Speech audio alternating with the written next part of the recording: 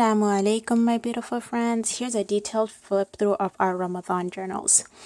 So, if you're one of those women who's totally pumped, totally fueled, ready to crush your goals at the beginning or prior to Ramadan, and then week one rolls around and you start feeling depleted, you're feeling the struggle to balance and take out time for meaningful tasks, then this, my friends, this journal is totally for you. So I'm going to start by going through the specs.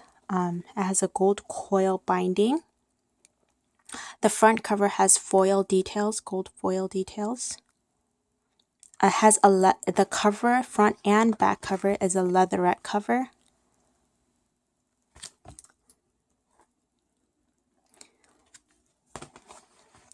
So I'm going to go through each page with you. So the page size is 7x9. And the first page is inspirational page. And for those of you who are using this journal, I totally encourage you to think of Ramadan as a journey. And that journey is, it says here though, what's your destination? And then it has some inspiration, Quranic ayahs, what Allah subhanahu wa ta'ala wants from you this Ramadan. And then we have some more inspiration, sayings of the Prophet, and then a place to jot down your thoughts, your reflections prior to Ramadan. Now, we have a supplication list. I love this because Ramadan brings about many moments where your deep wishes, your du'as is more likely to be accepted. So you get to think about what prayers do you want to focus on to make sure you take full advantage of those invaluable moments so you don't forget to pray. So this is deen, so your religion, dunya, the worldly wishes, your akhirah, your hereafter wishes, and then all the other wishes that you have. And trust me, your prayers will be accepted. Okay. And then we have pre-Ramadan checklist. I totally love this page. The Prophet's companions would supplicate for the blessings of Ramadan and to reach the month of Ramadan in high spirits 2 months in advance. So they were already thinking about Ramadan 2 months in advance, and they were supplicating 2 months in advance. So, I mean, it's time for us to start thinking, how do we make the most of this Ramadan? So as women, sometimes we have some missed fasts, so do we need to make them up? Do we need to stock up on our pantry or freezer inventory so that we could spend less time at the groceries and more time connecting to Allah? Maybe we need to deep clean our home so we're not doing that on Laylatul Qadr, or we need to search for a class online that we want to complete this Ramadan. So last year, prior to Ramadan, 1 month prior to Ramadan, I entered the Club of Motherhood. And with my daughter's schedule as a new mom, and then Ramadan schedule, I knew things would be a little crazy. So I had prepared 30 meals in advance and I had froze them. So that really helped because I wasn't spending so much time in the kitchen. I mean, that I would say kept me sane in Ramadan because I wasn't spending too much time in the kitchen, and that really, really helped. Okay, and then we have Ramadan meals. So it takes out the stress of what are you cooking today, or what prep work do I need to do for tomorrow. It really helps out. So if you have a list of meals that your family or your loved ones really like, you can start planning accordingly, and that really helps. And then we have our Ramadan ambition. So what are your goals for Ramadan? So remember, Ramadan is a journey, right? So before you embark on a journey, you gotta know your destination. So we have some powerful questions here for each focus area of your life. And asking yourself powerful questions is going to make all the difference. And then we have, because Ramadan is a time of ultimate balance and not feeling deprived or physically depleted, we have many focus areas of your life so that you balance out your life. We have Salah, Quran, Dua, Dhikr, knowledge, charity, character, family, health, fitness. We have one blank one. And then we have Laylatul Qadr focus. So because Laylatul Qadr is better than 1,000 nights, what ibadah, what act of worship do you want to capitalize on?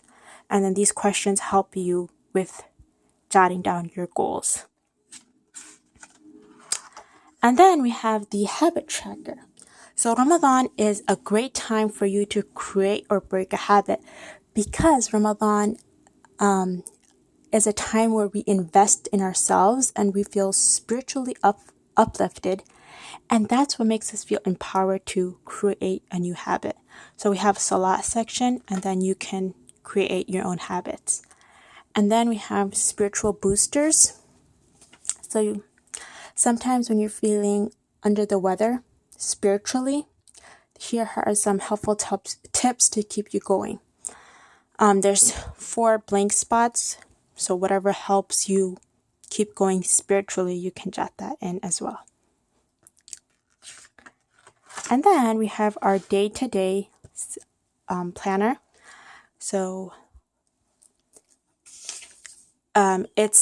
we don't go by the hour, but we go by the Salat time. So if you prioritize your day around Salah, you're going to see, hopefully, barakah or blessings in your life. So if you feel overwhelmed how you're going to reap the benefits of Ramadan while attending, your daily to-dos, then this is a great way to prioritize your day. So after Fajr, do you need to read some Quran, or is it after Asr that you start cooking? So you schedule your day around Salah. And then today's Quran goal. So every day you have a goal for how much you would like to recite. And then we have one step closer to Allah. So the journey of many miles begins with one step. So because Ramadan is a journey, you have to imagine yourself each day, how are you going to get closer to your destination? So here is that one, what is going to be your special act of the day to even get closer to that final point? And then here are some to-dos, and then a note section. And the cool thing about this is it's post-it friendly. So you can, if you want something just temporarily in your journal, you can just write it on a post-it and then stick it here. And then if you don't want it, you can just take it off. So that's how it is for the whole of Ramadan. It's 1 page a day. And then we have the Eat section. So our Eat section, it helps you plan out your Eid. So what clothes you're going to wear, where will you be praying, what's going to be on your menu, what's your gift giving budget, and all of that. So you can make this Eid the most enjoyable. Take out the stress of it. And then we have some notes and memos.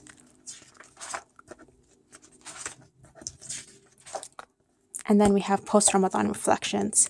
So because our life is a cycle of, creating the best version of yourself, you can jot down notes or how this Ramadan, was best for you, worked best for you, and then some other notes so that you can work better next Ramadan. Okay, that's it. If you would like to order this planner or this Ramadan journal, I'm going to put the link in the description. And if you have any questions, I'm also going to put my email address so you can also contact me. Okay, Assalamu alaikum.